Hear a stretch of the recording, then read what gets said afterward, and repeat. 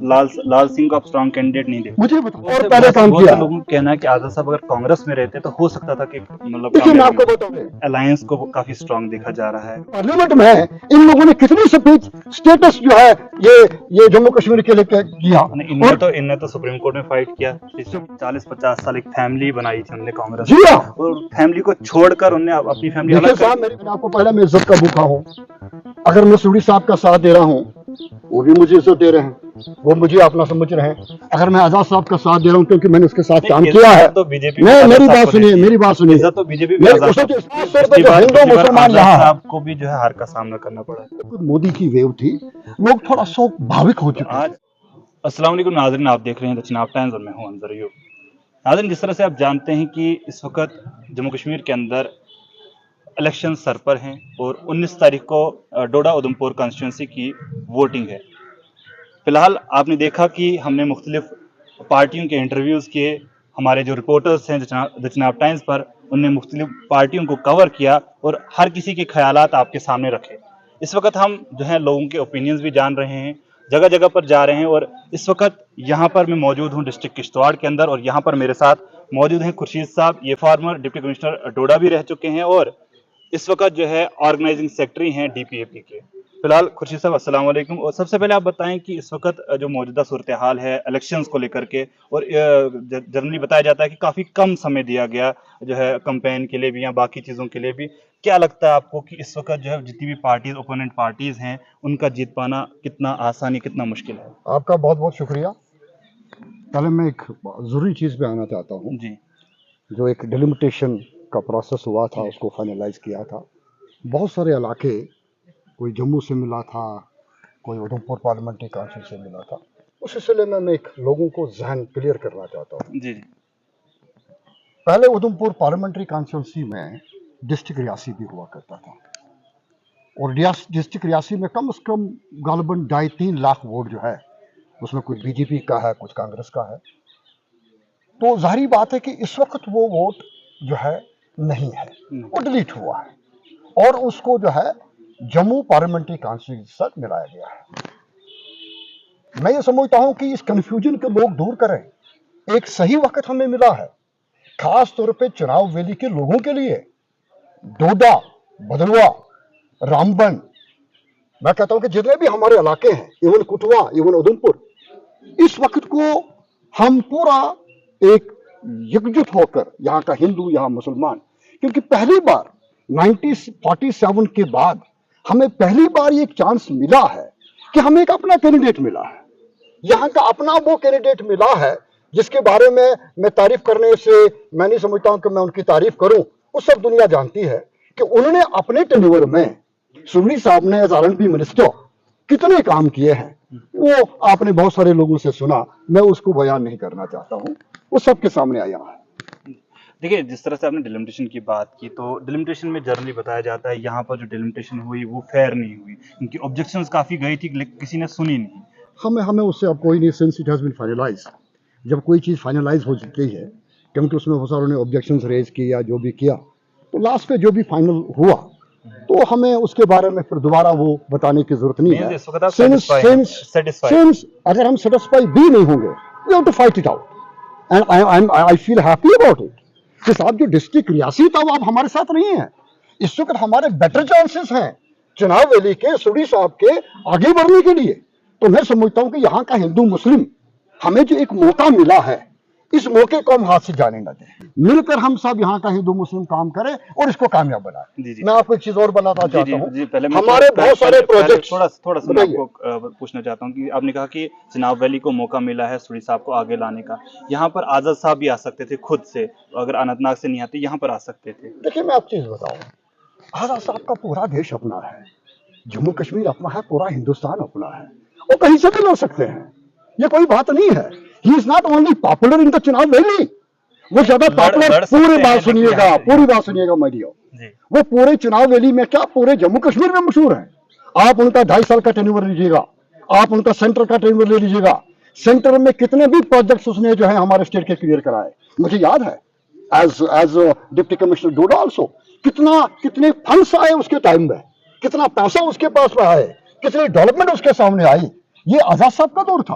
और आज जो लोग अगर वोट देना चाहते हैं वो आजाद साहब के ही बलबूते पे, उनके ही काम पे वोट देना चाहते हैं, किसी भी मजहबी तरीके से वोट देना नहीं चाहते। वो जानते हैं कि अगर आने वाले पल में कोई अच्छा काम कर सकता है वो आजाद साहब है, और लकीली सूरी साहब उसके साथी हैं।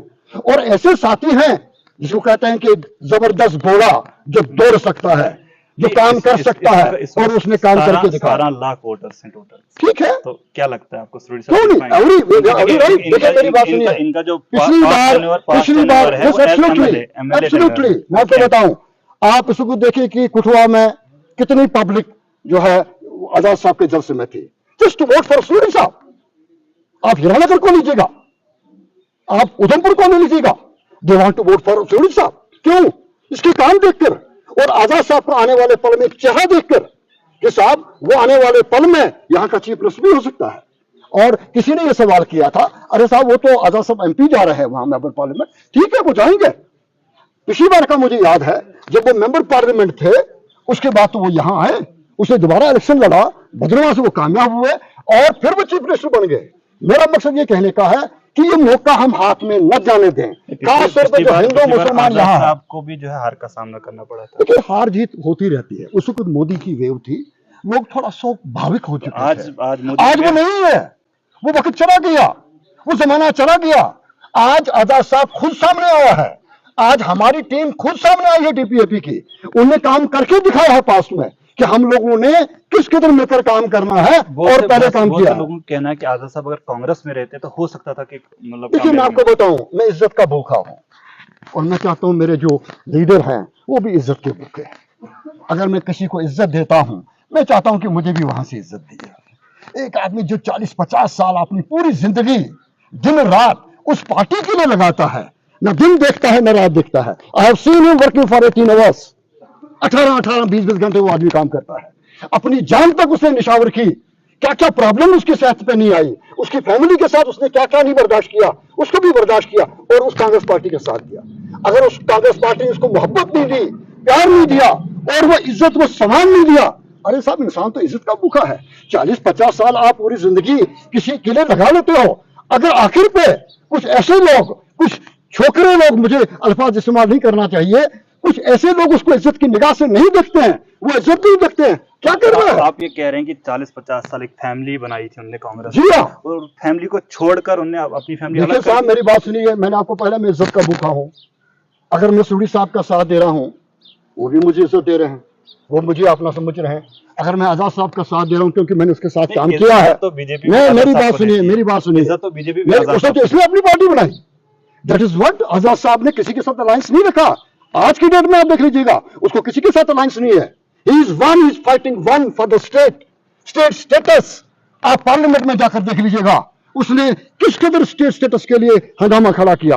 कोई ये करके तो दिखाए, कोई ये करके तो बताए कि असेंबली में या पार्लियामेंट में इन लोगों ने कितनी स्पीच स्टेटस जो है ये जम्मू कश्मीर के लिए किया। इनने तो सुप्रीम कोर्ट में फाइट किया। सुप्रीम कोर्ट में तो हर किसी ने फाइट किया। अरे 2019 के बाद ठीक बार किया, उसके बाद तो वो दोबारा भी जा सकते थे। मेरे भाई क्यों नहीं गए? अरे पट भी मेरी, चित्त भी मेरी, उनके साथ भी हवा, इनके साथ भी हवा। खुदा के लिए इस सियासत को छोड़ दो। मैं उन भाइयों से गुजारिश करता हूं जो यहाँ का हिंदू मुस्लिम है, वो पॉलिटिकल पार्टीज क्यों न हो, वो कांग्रेस क्यों न हो, एनसी क्यों न हो, मैं उनसे भी गुजारिश करूंगा, ये वक्त बार बार नहीं आएगा। इस वक्त को अवेल करो और सूरी साहब को कामयाब करो। सूरी साहब की कामयाबी हम सबकी कामयाबी है। वो तब मुमकिन है जब हम मिलकर साथ करें। अलायंस को काफी स्ट्रांग देखा जा रहा है। लाल सिंह का चेहरा जो कुटवा उधमपुर में काफी स्ट्रांग देखा जा रहा है। भैया मुझे बताओ ये कौन सा अलायंस है? कश्मीर में तो आप अलायंस कर नहीं पाए और जम्मू डिवीजन में आप हम लोगों को बेवकूफ बना रहे हो। अरे वहां क्यों नहीं आप लोगों ने अलायंस किया? आपने पीडीपी के साथ क्यों नहीं अलायंस किया? पहले तो अपना एक वो ग्रुप बनाया कि हम एक साथ मिलकर लड़ेंगे। अरे वो आज वो ग्रुप कहां चला गया? अरे आप वहां ठीक नहीं हो।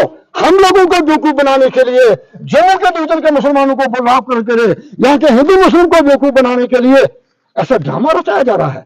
क्योंकि ये नहीं चाहते हैं कि चुनाव रैली से ऐसा आदमी आ जाए जिसने अपने जमाने में काम किया है। मुझे याद है सोडी साहब ने भी अपने वक्त में जब आर्मी का मिनिस्टर, न दिन देखा न रात देखी, कभी रात के 12 बजे उसको वहां चंडगांव में देखते थे, रात बजे अनंतनाग में देखते थे, कभी कालजुगसर में देखते थे। वो क्या, वो इसकी मेहनत है।